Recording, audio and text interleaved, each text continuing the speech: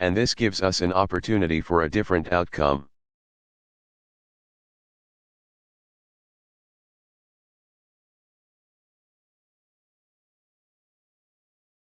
Because suddenly Cuba is open to the world in ways that it has not been before.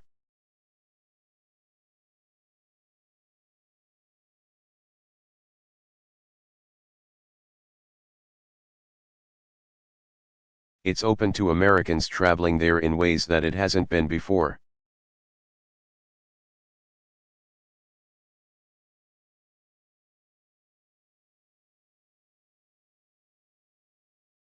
It's open to church groups visiting their fellow believers inside of Cuba in ways they haven't been before.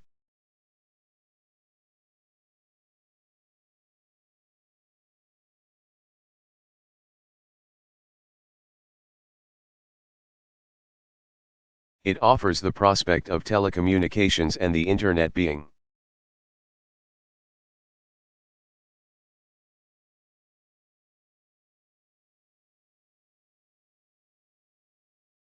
more widely available in Cuba in ways that it hasn't been before.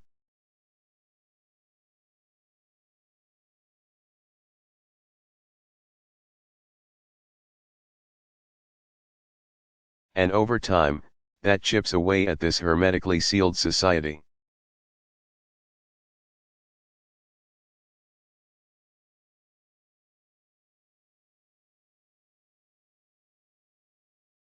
And I believe offers the best prospect then of leading to greater freedom, greater self-determination on the part of the Cuban people.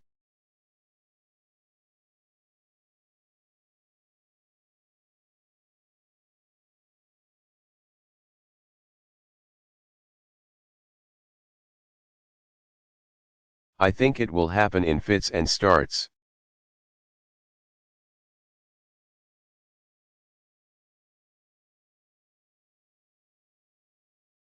But through engagement, we have a better chance of bringing about change than we would have otherwise.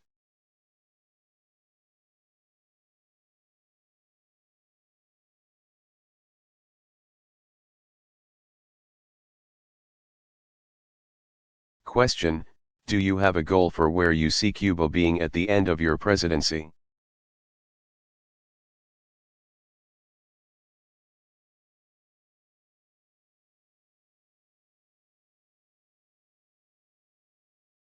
President Obama, I think it would be unrealistic for me to map out exactly where Cuba will be.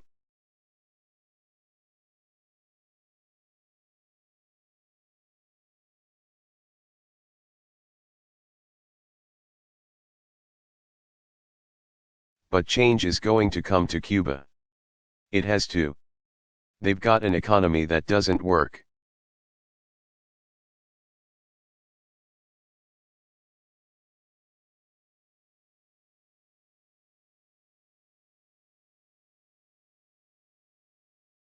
They've been reliant for years first on subsidies from the Soviet Union.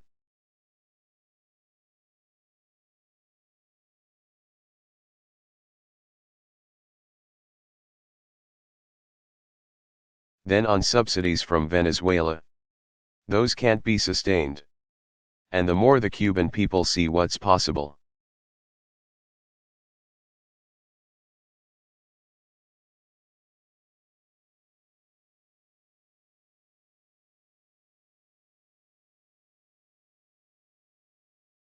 the more interested they are going to be in change.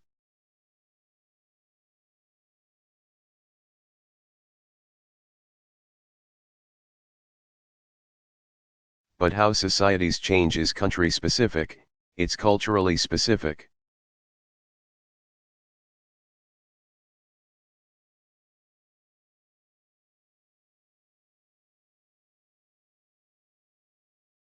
It could happen fast, it could happen slower than I'd like, but it's going to happen.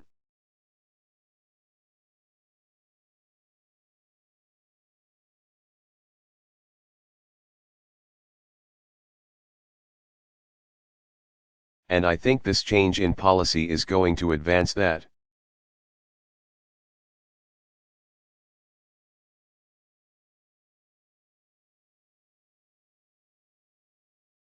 Leslie Clark.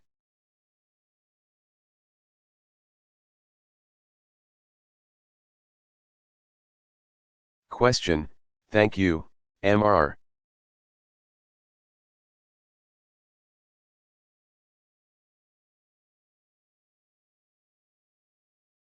President. I had a number of questions on Cuba as well. Appreciate that. I wanted to.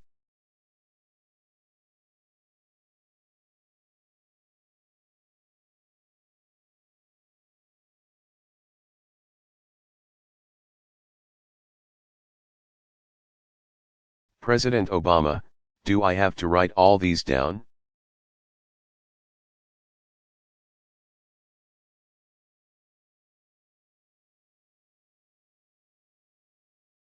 How many are there? A number sounded intimidating.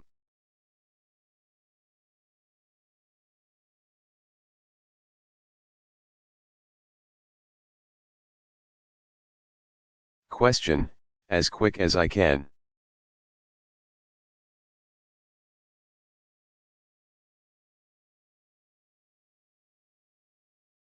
As quick as I can. I wanted to see if you got an assurances from the Cuban.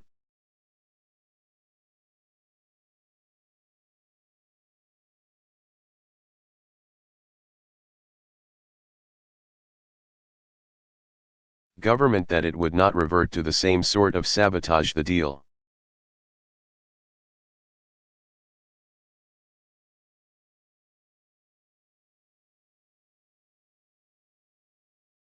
As it has in the past when past presidents had made similar overtures to the government.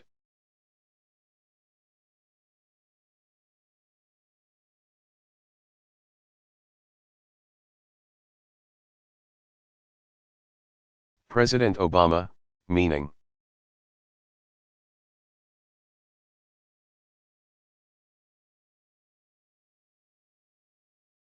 Be specific.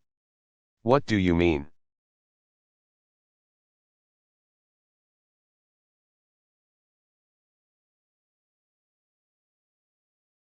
Question, when the Clinton administration made some overtures, they shot down planes.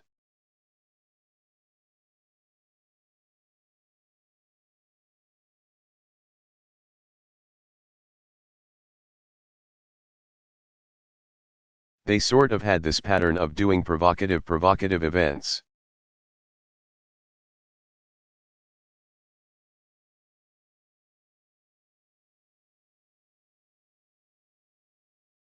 President Obama, okay, so just general provocative activity.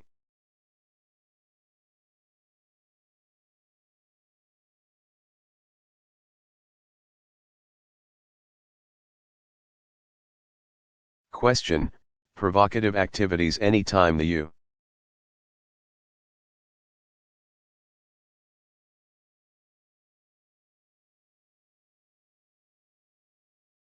U.S. has sort of reached out a hand to them.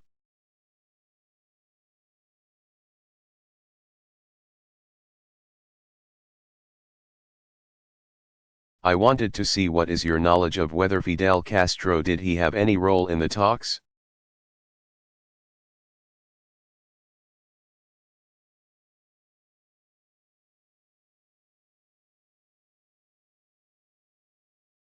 When you talked to President Raúl Castro, did Fidel Castro's name come up? Or did you ask about him? How?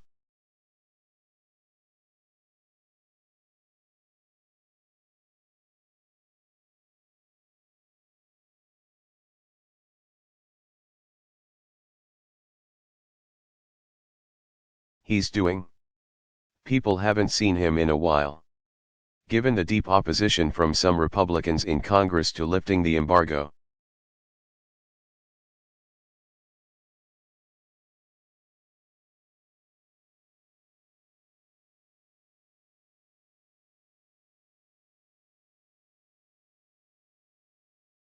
To an embassy, to any of the changes that you're doing.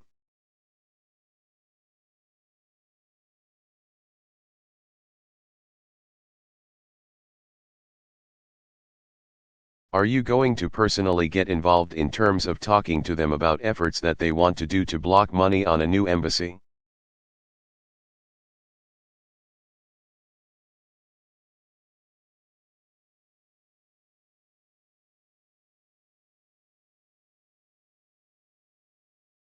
President Obama: all right, Leslie, I think I'm going to cut you off here.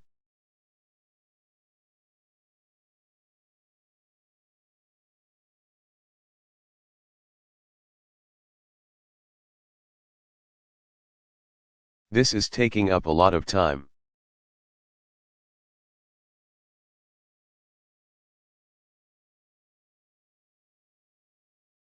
Question: okay, all right.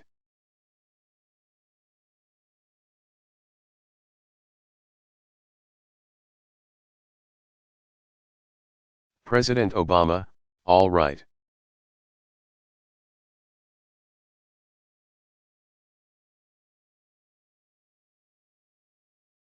So, with respect to sabotage, I mean, my understanding of the history.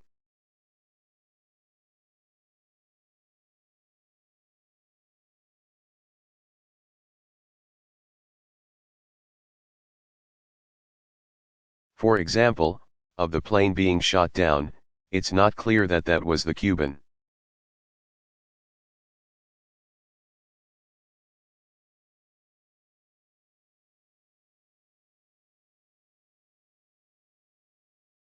Government purposely trying to undermine overtures by the Clinton administration.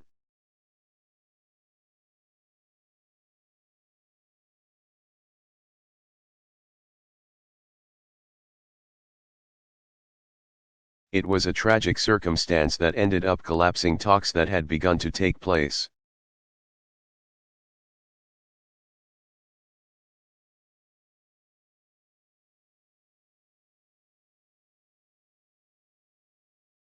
I haven't seen a historical record that suggests that they shot the plane.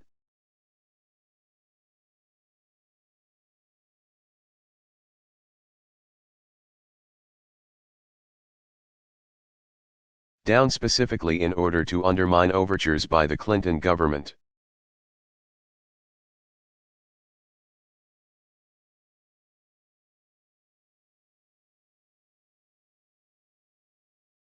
I think it is not precedent for the President of the United States and the President of Cuba.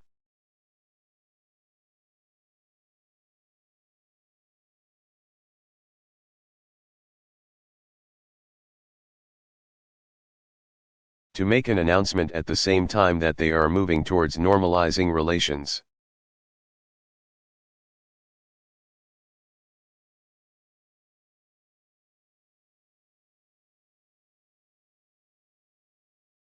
So there hasn't been anything like this in the past. That doesn't mean that over.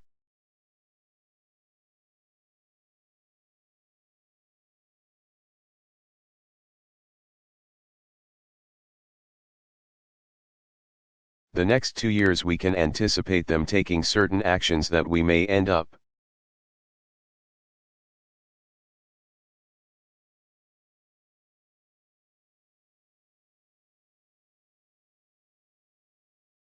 finding deeply troubling either inside of Cuba or with respect to their foreign policy.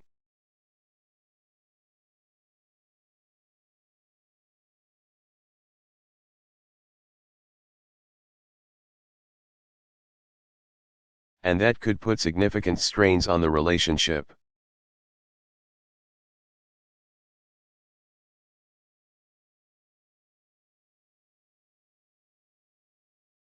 But that's true of a lot of countries out there where we have an embassy.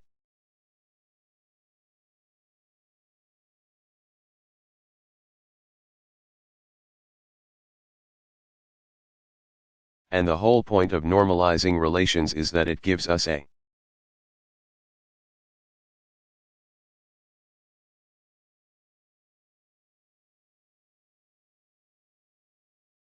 greater opportunity to have influence with that government than not.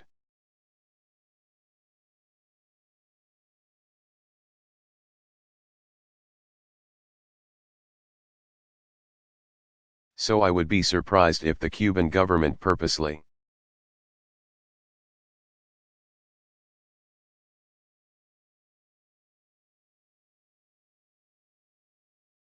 tries to undermine what is now effectively its own policy.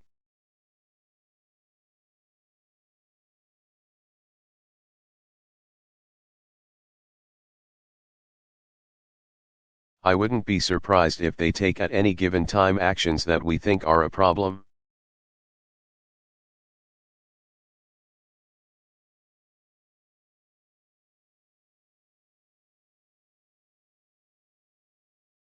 And we will be in a position to respond to whatever actions they take the same way we do.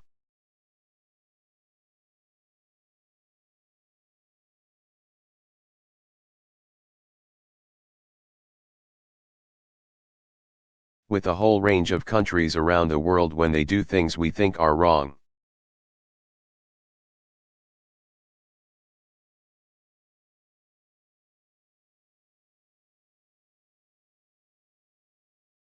But the point is that we will be in a better position, I think, to actually have some influence.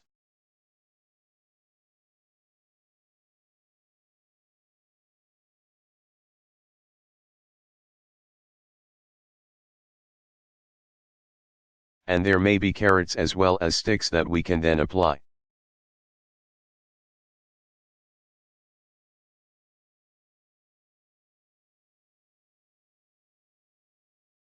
The only way that Fidel's name came up, I think I may have mentioned this in the Davy Muir article.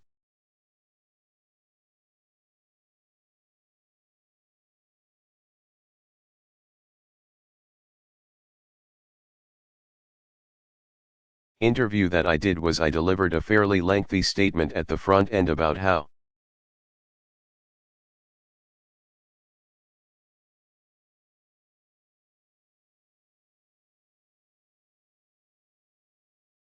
we're looking forward to a new future in the relationship between our two countries.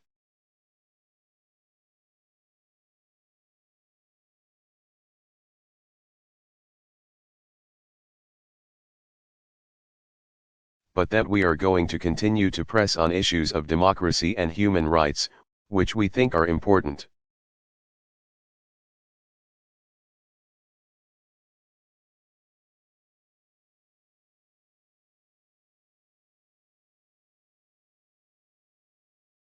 My opening remarks probably took about 15 minutes, which on the phone is a pretty long time.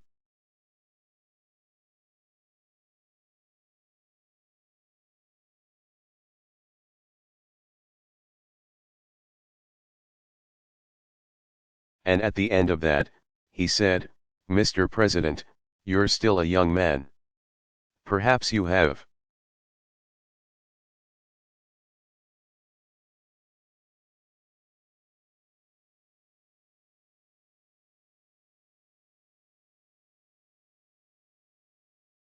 At the end of my remarks I apologized for taking such a long time.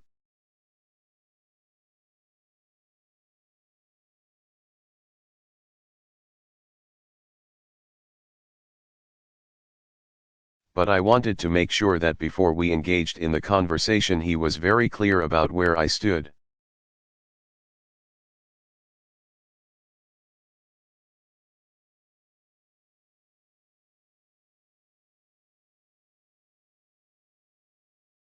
He said, "Oh, don't worry about it, Mr.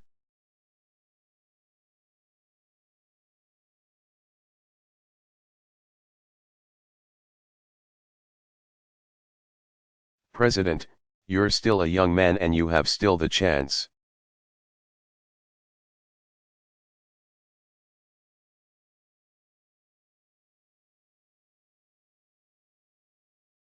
To break Fidel's record, he once spoke 7 hours straight.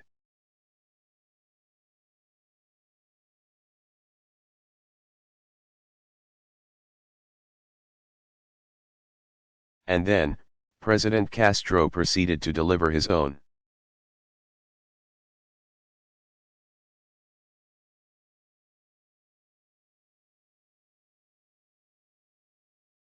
Preliminary remarks that last at least twice as long as mine.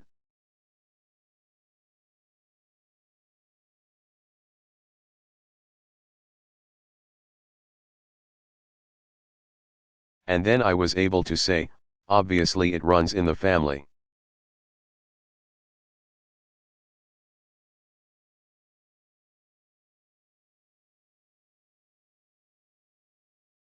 But that was the only discussion of Fidel Castro that we had.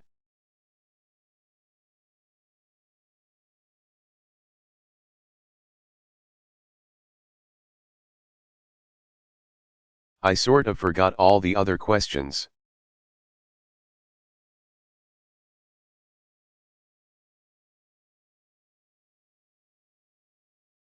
Question, I have a few more if you're how personally involved are you going to get in?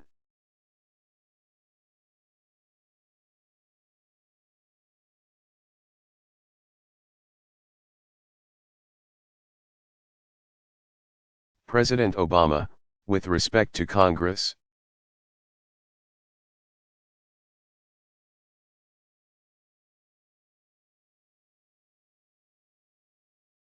We cannot unilaterally bring down the embargo. That's codified in the Libertad Act. And what I do think is going to happen.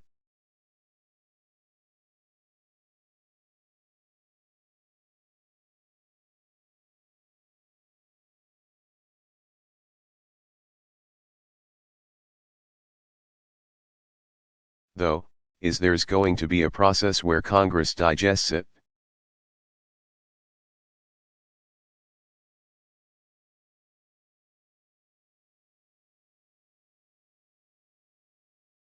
There are bipartisan supporters of our new approach, there are bipartisan detractors of this new approach.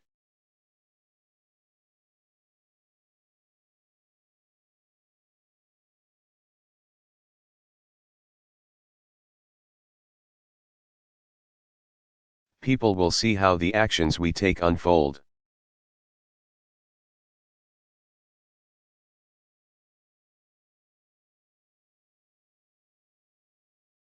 And I think there's going to be a healthy debate inside of Congress.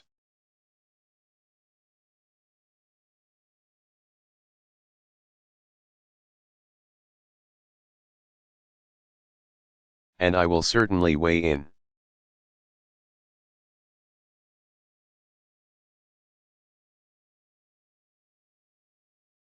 I think that ultimately we need to go ahead and pull down the embargo.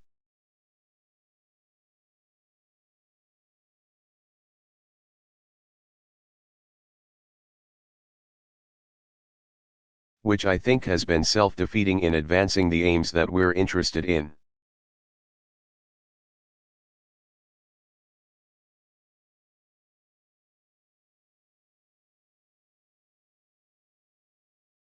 But I don't anticipate that that happens right away.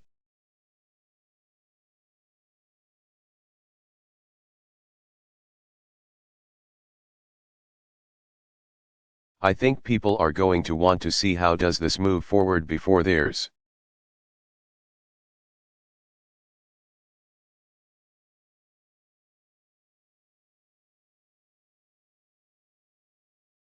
Any serious debate about whether or not we would make major shifts in the embargo.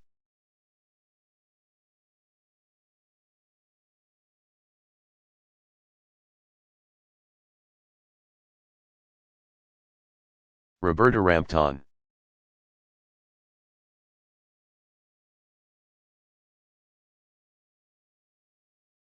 Question, I want to follow on that by asking.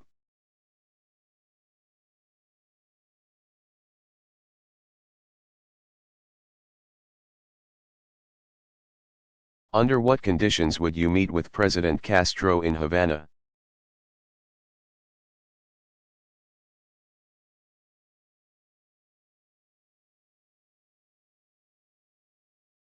Would you have certain preconditions that you would want to see met before doing that?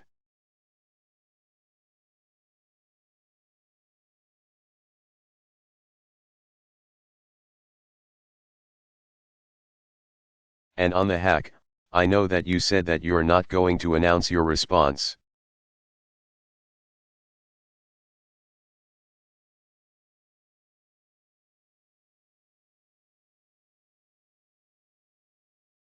But can you say whether you're considering additional economic or financial sanctions on North Korea?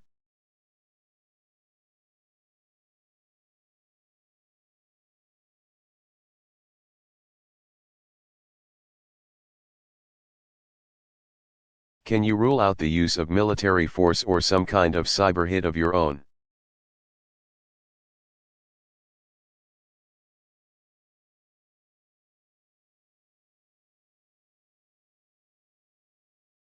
President Obama, I think I'm going to leave it where I left it.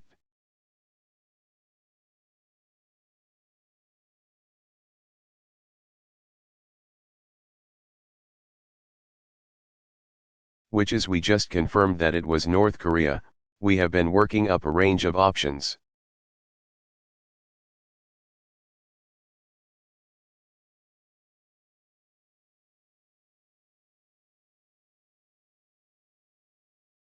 They will be presented to me. I will make a decision on those based on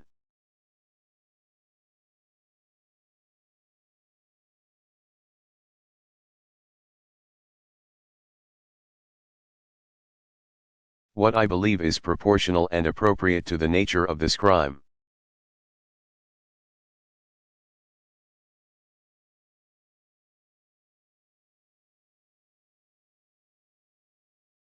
With respect to Cuba, we're not at a stage here where me visiting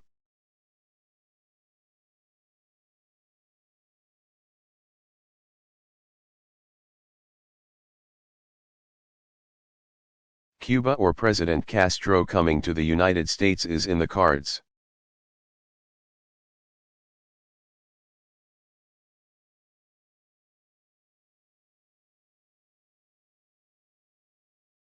I don't know how this relationship will develop over the next several years.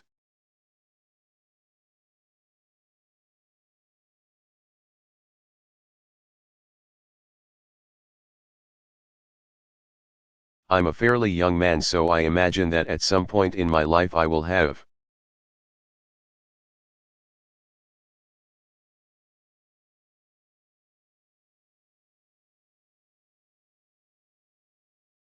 the opportunity to visit Cuba and enjoy interacting with the Cuban people.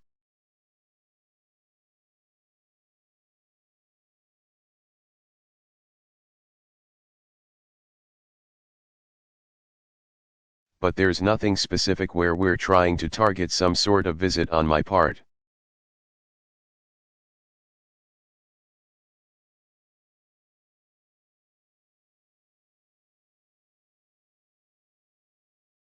Colleen McCain Nelson.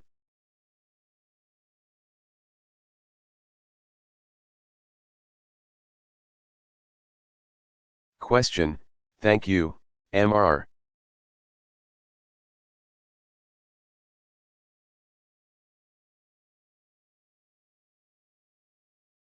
President.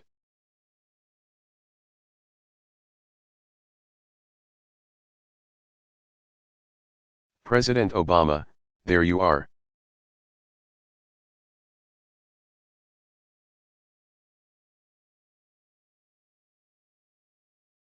Question, you spoke earlier about 2014 being a breakthrough year.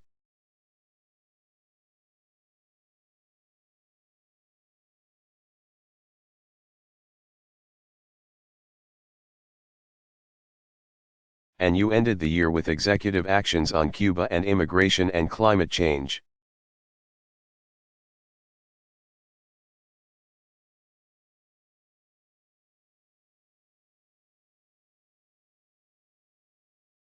But you didn't make much progress this year on your legislative agenda.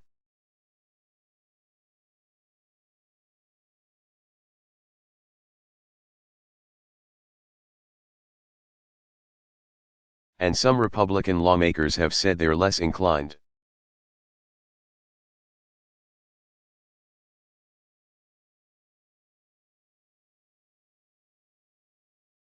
To work with you if you pursue executive actions so aggressively.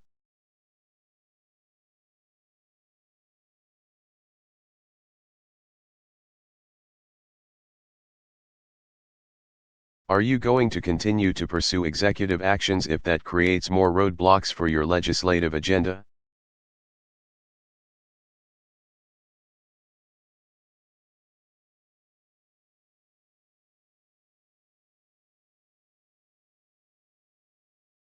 Or have you concluded that it's not possible to break the fever in Washington and the partisan gridlock here?